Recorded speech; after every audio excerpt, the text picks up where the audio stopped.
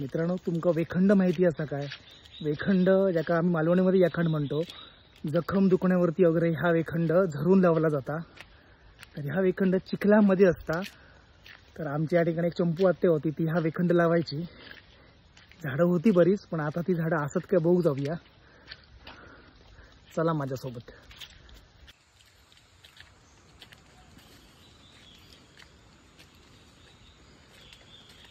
मित्रांनो, मी आज एका जंगलात इलाय आणि ही वाट पूर्णपणे जंगलातून जाता।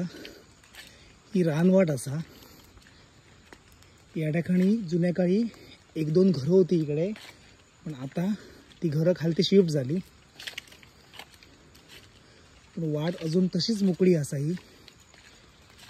आणि ही वाट त्यांच्या पाण्याच्या तळीवरती जाता।